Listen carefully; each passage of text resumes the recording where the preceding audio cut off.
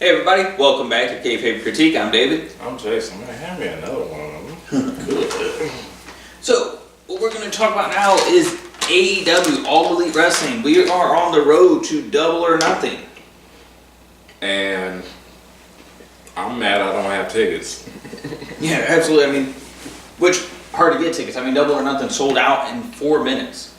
Man. Yeah, so the second show they really sold out. You know, I mean, when you consider All In, they sold out quick. Mm-hmm. Now Double or Nothing in Vegas, you know, Memorial Day weekend, sell out in just 4 minutes.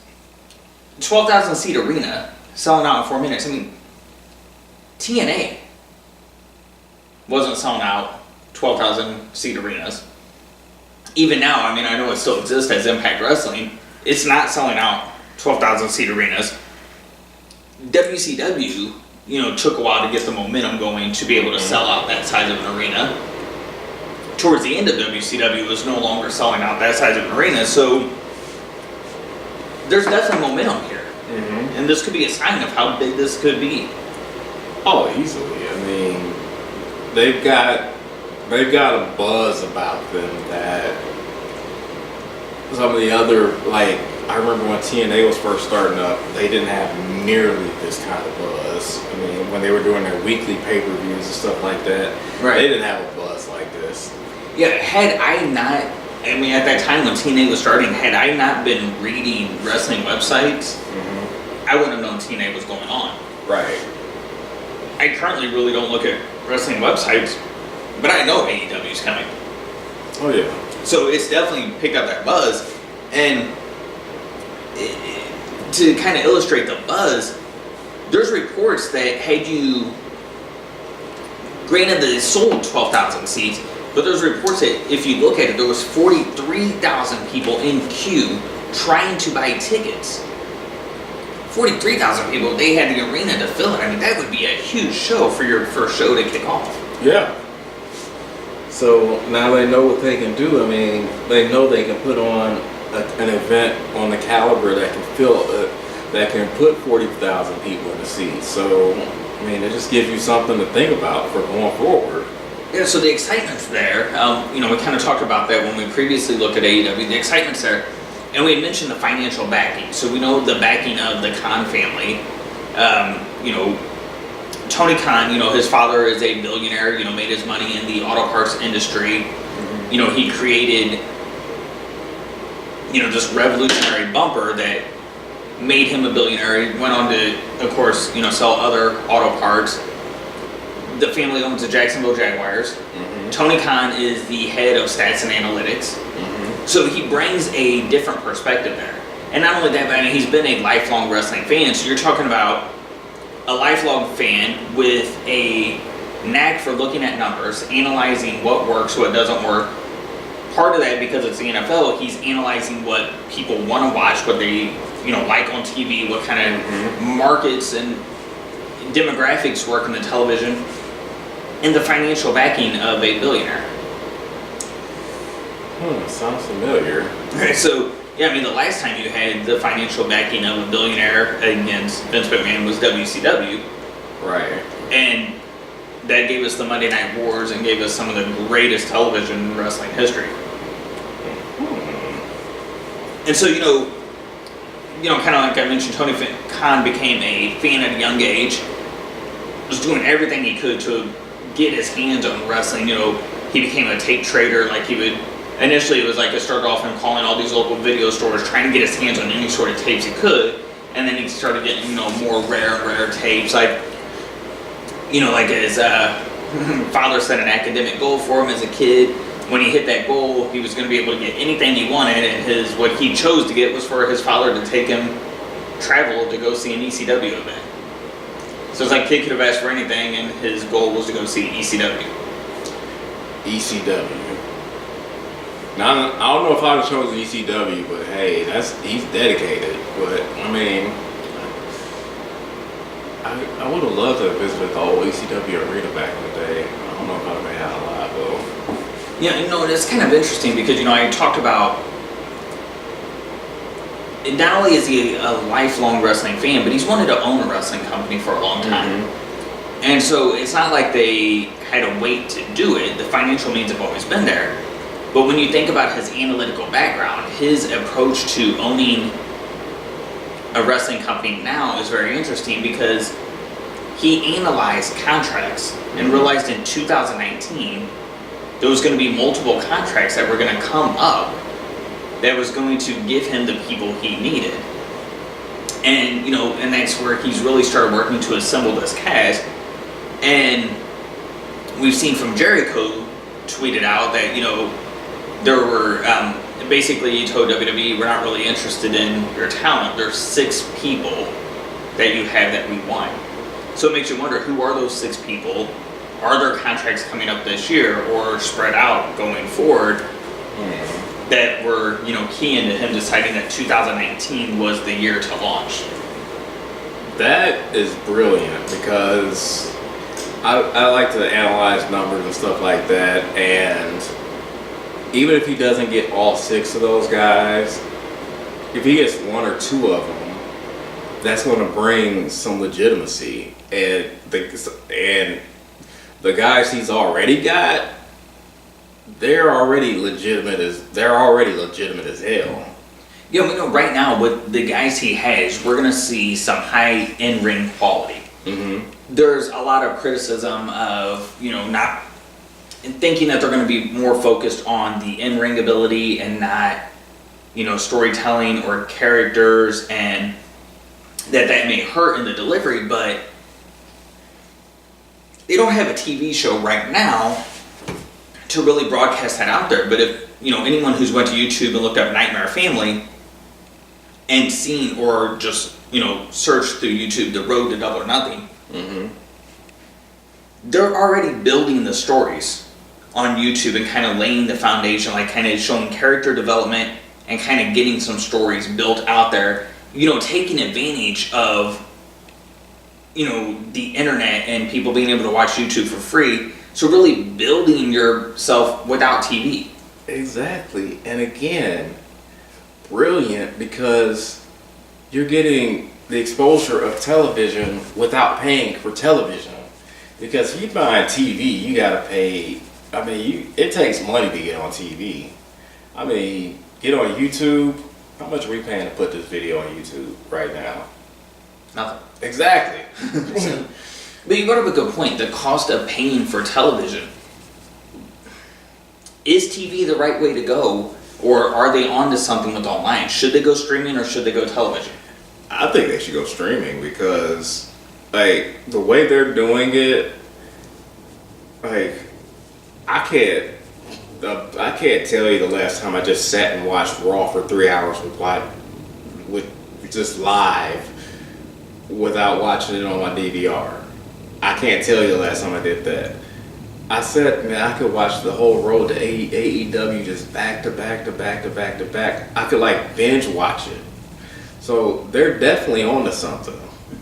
Yeah, and so, like you mentioned, watching those back to back to back, just to kind of segue just for just a second and then I'll come right back. If you haven't watched The Road to Double or Nothing yet, you can watch all 6 episodes on YouTube in under an hour. It's definitely worth it. Check it out. It'll get you hyped, get you excited, looking forward to this. Eric Bischoff, though, definitely agrees with you. He thinks they should go with streaming and avoid television. And he talked about the cost and the restrictions put on television where you don't have those online. Exactly. You can say what you want. You can upload when you want to. You're more in control. But in doing that, do they lose the ability to gain new viewers, casual viewers, or to, one of their goals is to bring back former wrestling fans? If you're using a streaming service, unless it's free, do you lose that ability? No, I don't think you do, because think about how easy it is for me. If you got a buddy who used to be in the wrestling and you're like, bro, you gotta see this. All you gotta do is send him the link. All you gotta do is text him the YouTube link. Bam. And so, but if they do that, if they go through YouTube and go for free, do they lose on advertisers or sponsorship that they would be able to get to a television market? I still think you could get advertising dollars. Yeah, you definitely could, but would it be as large as the television revenue? Probably, I don't know, because so much of advertising is even going in that direction of YouTube. So, I mean, if you like sprinkle in an advertisement in the middle of an AEW video, I mean, you can still get some advertising bucks, but maybe not the same as TV. And maybe for right now they don't need to think about TV because maybe they're not really trying to go head to head just yet. See, now, I'm thinking that we're going to hear something about TV soon because, Tony Khan has talked about that he thinks the worldwide fan base of wrestling and worldwide advertisers are there for a television market. And he made a comment that was alluding to either he's in talks of a television deal, or maybe there's already one in the works, but he can't reveal it yet. Like he has to wait until a certain date, or maybe he's choosing to wait till a certain date. But he made a comment recently that makes it sound like a television deal is coming. And my fear, just like you said, going to head, that was my fear, which we talked about on the last. Actually, no, we talked about it when we kicked off season 2, talking about the state of wrestling when we mentioned AEW. If they get the television deal, my fear is they go head to head.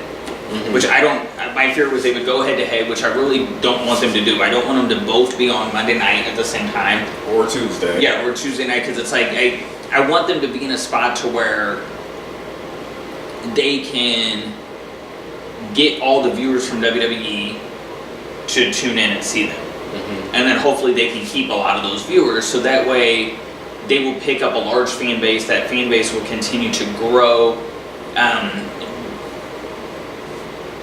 And Tony Khan, did mention, which kind of put me at ease on that you can have wrestling on multiple nights of the week. It doesn't have to be the exact same night. Yeah. So, he pretty much said, you don't need to have another Monday Night War to be successful. And I like that because while he acknowledges wrestling was better during the Monday Night Wars, having multiple nights he thinks would be better. I like that because that competition out there, if it's getting enough viewership, if it's getting the right quality, if it's producing the right results, it's going to drive WWE to up their game again. I feel like it already kind of has driven WWE up their game because, you look at what's going on in WWE right now with the changes that they're making, bringing up the young guys, and they're doing all that quicker. I feel like they feel like AEW is a legitimate competition.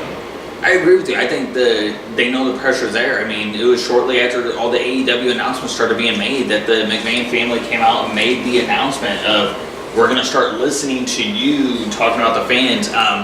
Like you said, they're bringing up the younger talent. The push of Becky Lynch, like we talked about in our Becky Lynch episode, is something that the crowd's running and, kind of building it into that triple threat match. But also the hiring of Bruce Pritchard. Bringing back someone who, you kind of even go to Truth with Consequences. Even Vince Russo was saying, one of the early episodes on Truth with Consequences, saying WWE should hire someone like a Bruce Pritchard back because we're missing some of those basic fundamentals that weren't there anymore. And so, yeah, it seems like they're taking a lot of steps, like precautionary steps, getting ready for a war with AEW. Basic storytelling. Yes. Is missing from a lot of this stuff. And you see us, it feels like WWE is they feel somebody nipping at their heels because they're using stories that are easily built in, like the way they're building the Batista Triple H thing. That's how you do it. And is that key for WWE? Does WrestleMania have to be powerful to hold enough people? Because we already know people will tune into WrestleMania, that may be the only show they watch of the year. But will they do they need to build it strong enough that it's going to pull in people that they can hold them after that to try to lessen the impact of AEW coming in?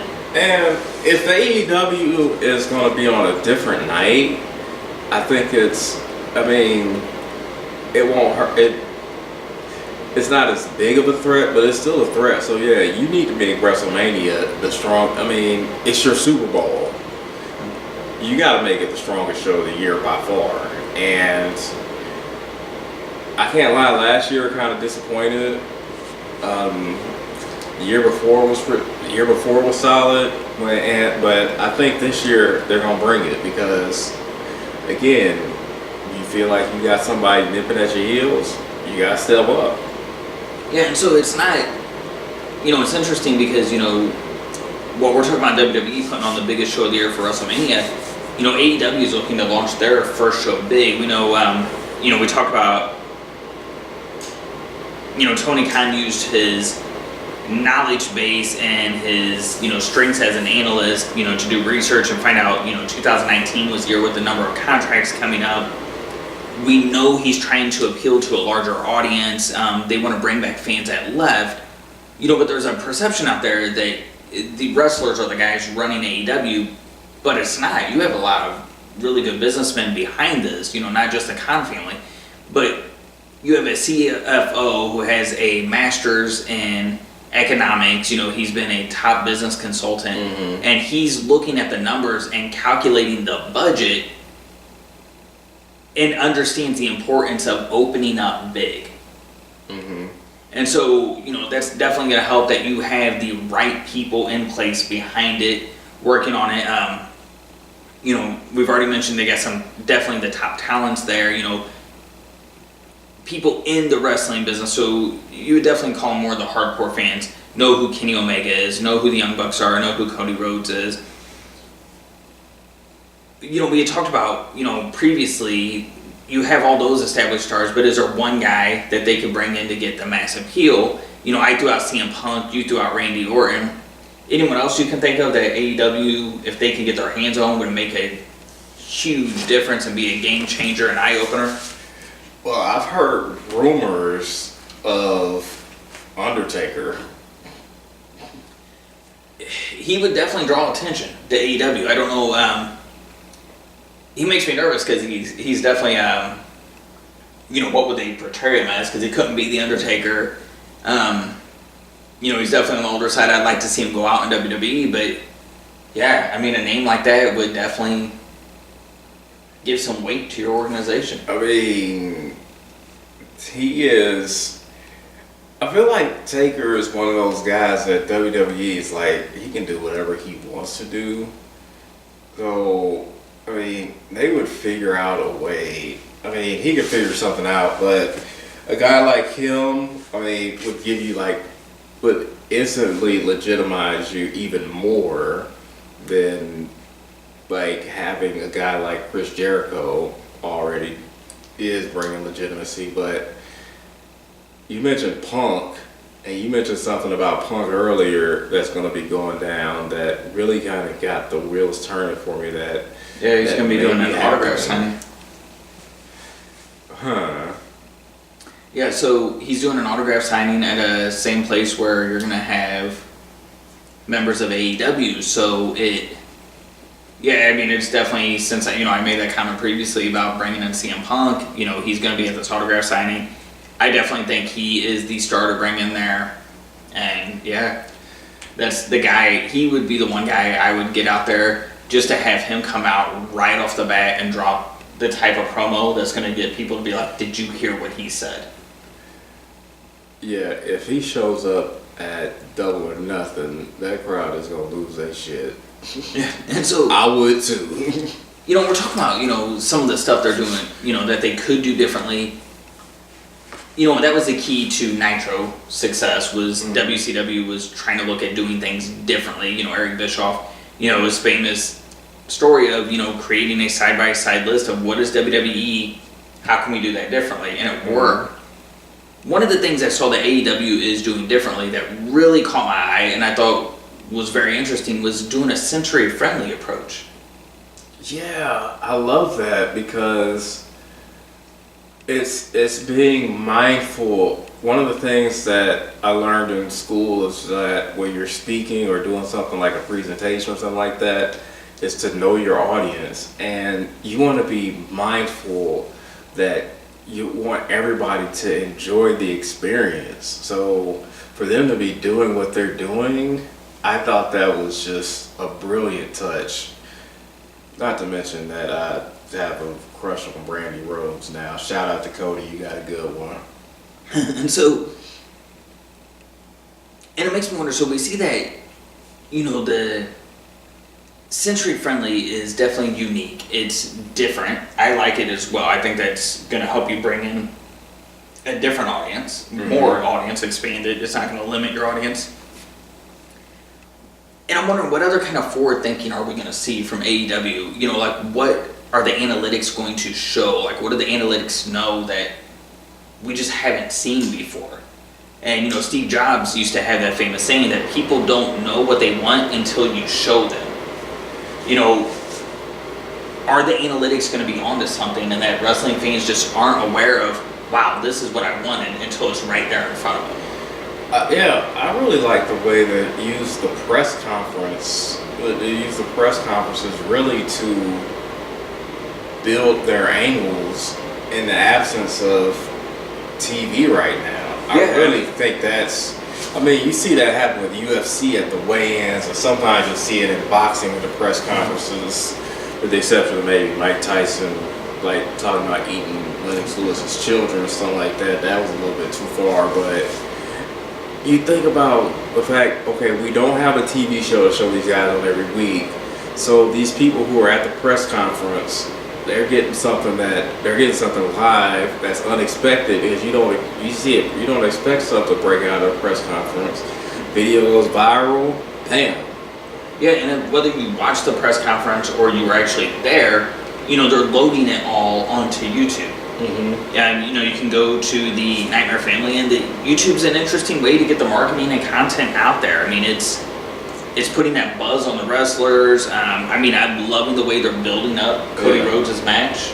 It's got me intrigued of who's Cody going to go against at the road to Double or Nothing. Who do they keep blurring out? Obviously it doesn't tell you on there, so I didn't really give a spoiler away. But yeah, if you haven't watched it yet, definitely check that out. I love how they're using Jericho. I love the build of Jericho's AEW character. Yeah, he's referring to himself as like the greatest of all time, and he's he's doing it in a thing that's playing off some reality as well. Like he's talking about, he's bringing the legitimacy, which he is. And he's kind of hitting with he wants to be acknowledged for that. He wants a thank you from them for that. But it's interesting because, Tony Khan, that was one of the things he said, was he's viewing Jericho as what Hogan and Savage were for WCW. That by having Jericho there, he's going to bring the viewership in and then be able to expose these younger talents to an audience that wouldn't have seen them if Jericho wasn't there. And he compared it to, you're tuning in to see Hulk Hogan, and as you're watching Hulk Hogan, you're getting to see the Dean Malenko, Chris Benoit, Chris Jericho, Eddie Guerrero. Right. And so, it's a good strategy. But is Jericho that mainstream draw that Hogan was? Well, nobody's gonna touch Hogan. Nobody's gonna be like that. But Jericho has the respect of the independent fans, because he's wrestled, and international fans as well. International, he's wrestled literally everywhere. He wrestled Kenny Omega in the Tokyo Dome. He's done IWGP. He's done everything in this business. He beat Stone Cold and The Rock in the same night.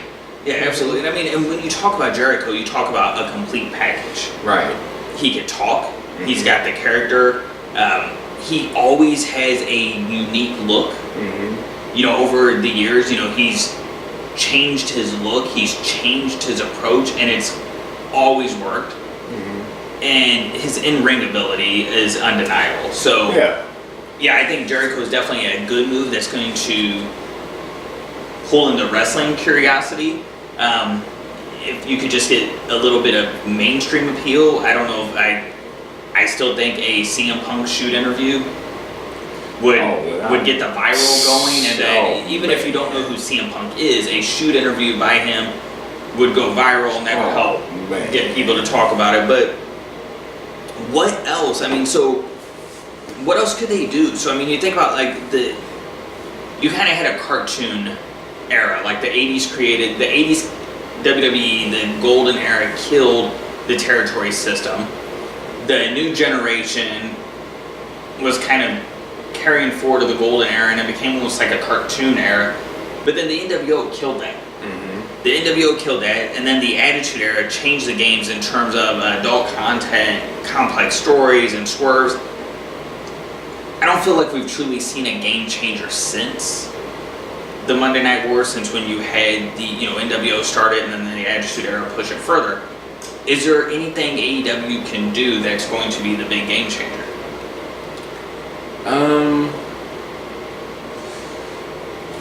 They're doing some things that, I mean, one of the things that they're doing is, oh my gosh, her name is escaping me right now, with the openly gay character. Mm-hmm.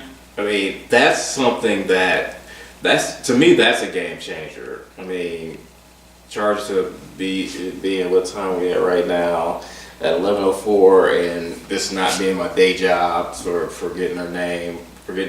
So, but the fact that they are doing that and being open about it and not like trying to cover it up, I think that's a game changer, because that's going to open up exposure of a professional wrestler to the LGBTQ community, and just, I mean, them being open with it. I think that shows inclusiveness. Yeah, and I think where that's unique, I think another thing that they're doing, the game changer, is if they do move on to television, if they stick with the same approach of what they're using right now on YouTube. The way they're delivering that, it doesn't feel like you're watching a wrestling show. It feels like you're watching a television show, but in a way you're watching it behind the scenes at the same time. So you're getting the view of the show, mm-hmm. You're getting the behind the scenes approach. All they have to do is just work the matches in. If they bring that to television, it's going to feel so different. Right. And I think that's one of the things that I'm loving about the road to Double or Nothing, is that I'm finding myself hooked on these episodes. Just, as they go back and forth, like, just a couple weeks ago when you had Brandy Rhodes, she's sitting down, she's doing her interview, and then as she gets up and takes her microphone off, you can hear the cameraman talking to her about Cody's injury. And, she sits there and continues to talk to him. And so, it's the little things like that. So it feels like you're watching the TV show, but I'm getting to see behind the scenes at the same time. I love that uniqueness. Yeah, I mean, and it gets you emotionally invested, because, like, learning stuff about the Young Bucks and how their dad helped them build a ring, didn't know what he was doing, things like that. I mean, it's hearing the stories about one of the guys whose wife was like doing all the gear for All In, and then he's like trying to gear on, and he's like, maybe I could give this thing another shot. I mean, just getting to hear those stories. I mean, it gets you emotionally invested in the character, which during the Attitude Era, what got people bought in was you got emotionally, or in wrestling period, you got emotionally invested in characters. Mm-hmm. Yeah, absolutely. And so I like the way they're doing it now. I think by the time Double or Nothing gets here, which, we still got over 2 months that we're going to continue having to build to this. Yeah, we're going to know the backstory of everyone on the card. Yeah. Yeah, and I think that's another one of those things that they can continue to build on, that will help them be different. And the fact that they're giving you the behind the scenes of what it takes to put on a show like this, mm-hmm. that is, that's an idea Vince Russo has talked about. It's genius. I mean, because it's taking you further behind the curtain than we've probably ever been. Mm-hmm. Yeah, and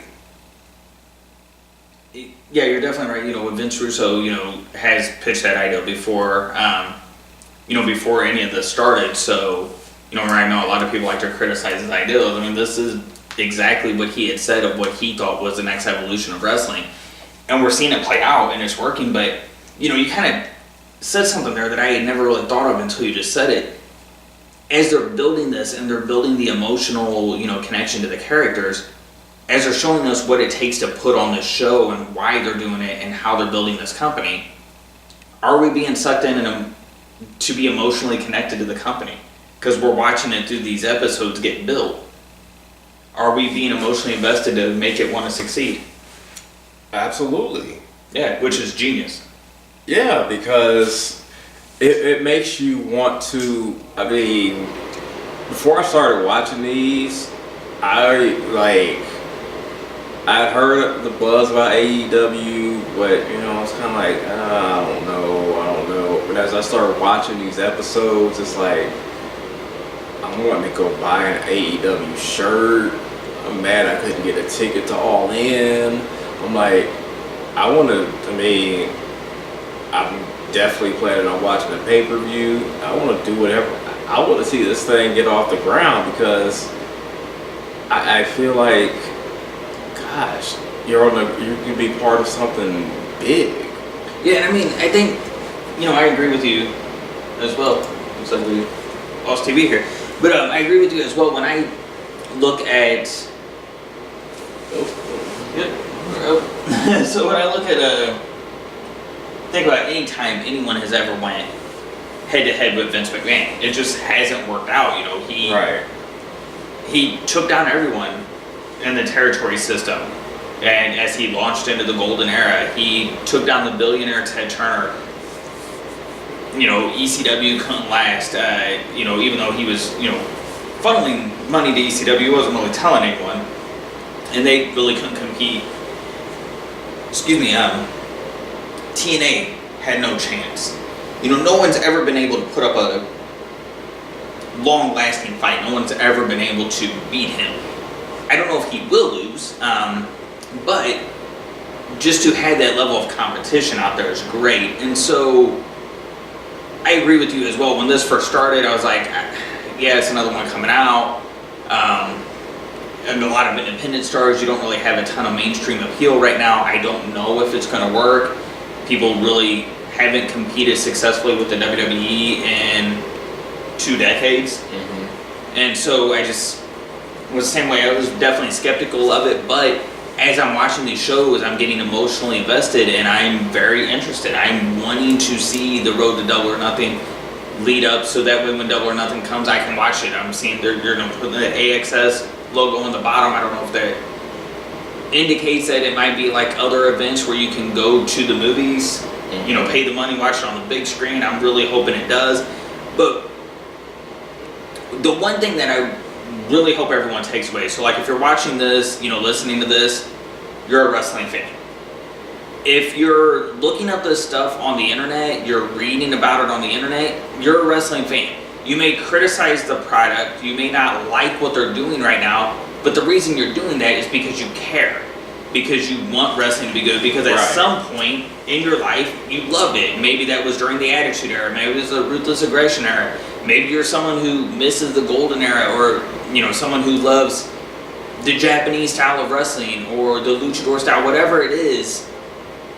You have that passion in you, and that's what makes you want to read about it, makes you want to talk about it, makes you care what's going on. Like, you have, so many people who talk about, well, I don't watch anymore, but then they can tell you everything that's going on right now. So it's like, no, you do watch. Mm-hmm. You just don't feel as connected to it as you did before.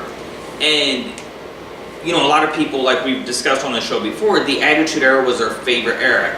And one of the reasons why that was such a big era is because WWE was fighting for survival. They were fighting against their competition. They were having to be the best they could be.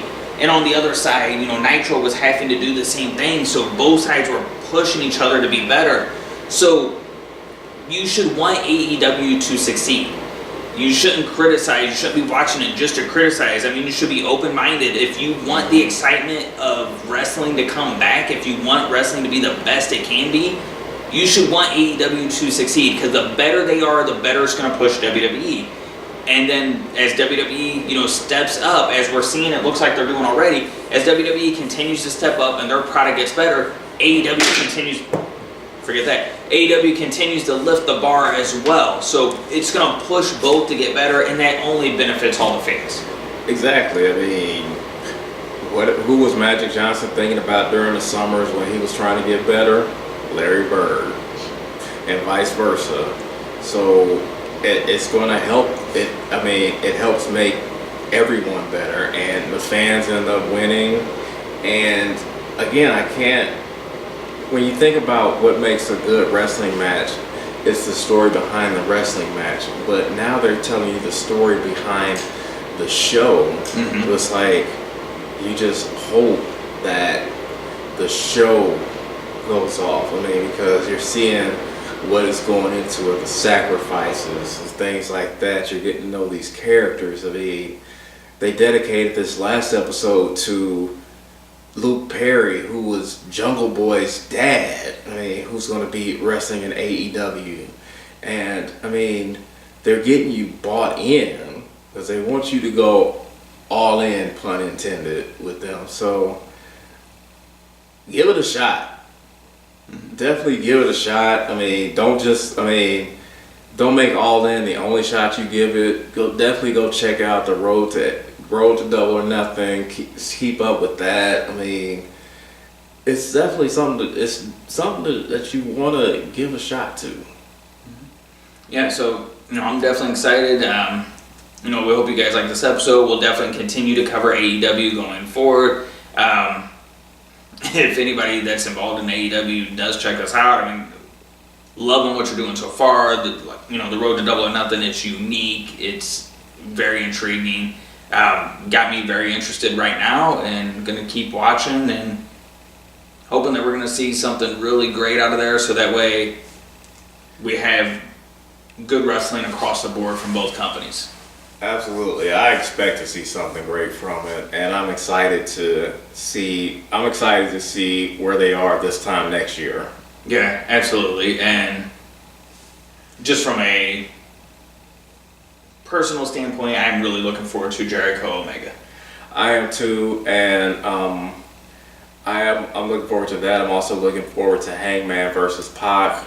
Yeah, that's definitely going to be a good match. I mean, we haven't seen Pac, which Neville, in a while, and he was definitely strong, so looking forward to that. But I'm also, what I really want to see is who is Cody Rhodes going to go against. So exactly, and we cannot get off the air without saying rest in peace, to a WWE legend, King Kong Bundy. We lost him. I believe it was Tuesday. Mm-hmm. Main evented WrestleMania against Hulk Hogan. Faced The Undertaker at WrestleMania. I think he may be the only guy who can say that he faced Hulk Hogan and The Undertaker at WrestleMania. So we lost him. Rest in peace. Thoughts and prayers with his family right now. And thoughts and prayers with the family of Luke Perry, that's Jungle Boy's dad. I mean, he died of a stroke. I believe it might have been Tuesday also. 52 years old. So thoughts and prayers to him also. All right, everybody, so thank you for tuning in. We'll see you next time. All right.